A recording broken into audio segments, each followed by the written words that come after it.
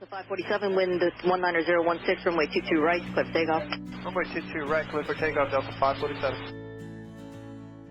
Taxi via Air traffic controllers protect our nation's airways. These are the stories of real air traffic controllers to boldly deliver a safe, orderly, and expeditious flow of air traffic from their departure point to their final destination. Wind 19016, runway 22 right, clear for takeoff. Runway 22 right, clear for takeoff, Delta 547. There I was working a 311 shift, working airspace from Philadelphia east out towards Atlantic City and up towards JFK, and we had thunderstorms. I had a string of departures coming out. First aircraft I had a turboprop, a King Air, and I was showing weather up ahead. I gave him the reports. He flew through it, and he said it looked like it was growing, but he had was able to navigate it and had a little turbulence and had a little trouble holding his altitude. Okay, about 10 or 15 miles behind him, I've got a Delta 727 coming out. I give him the reports. He flies through it, and he says, he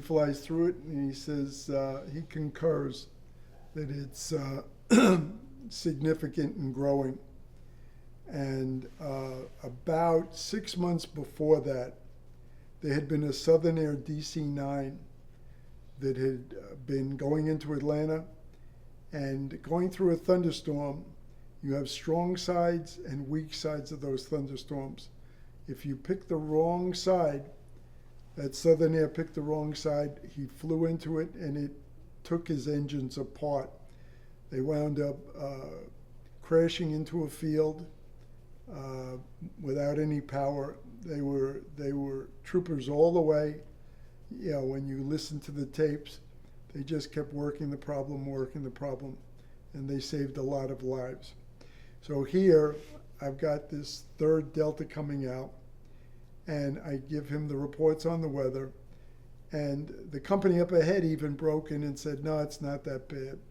I mentioned to him that I had an aircraft have trouble going through it a few minutes before, so this Delta says he's not going to go through it. I tell him, which way do you want to deviate?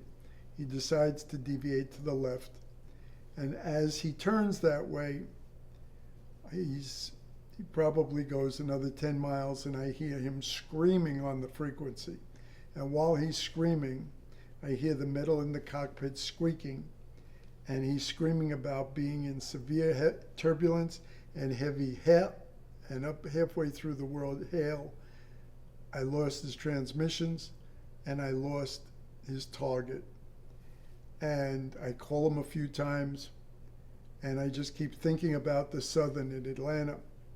And I told my manual controller to stop the departures and get the supervisor over there. So we did, and in air traffic control with jets, 3-4 minutes is a lifetime. And the supervisor comes over to ask why I stopped the traffic, and I explained, I lost this guy, and he had been screaming about being in severe turbulence and heavy hail. And while he was screaming, I could hear the hail beating the front of the windshield. And it was probably about 4 or 5 minutes. Finally, I started to get a broken transmission.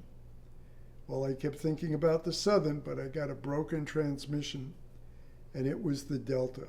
He had taken a lightning strike on the wing. He had gotten sandblasted halfway across his fuselage, and we took him back to Philadelphia as an emergency. The first thing I said was, Delta, there's no one in the world I'd ever want to hear more than you. And I can still hear him screaming. Wow. That's a pretty amazing story. But give me one thing. Say he had gotten hail damage. He got severe hail damage. Because sandblasting, people know there was no sand. You know? Okay. Yeah. So, Do it again. yeah, just lead into it again. Just that section. As he was going around the wrong side of the thunderstorm, he had gotten hail damage in his windshield, and the hail had taken the paint off the front of the aircraft. He had taken a lightning strike, and we wound up bringing him back to Philadelphia to land. He wasn't going any further than that.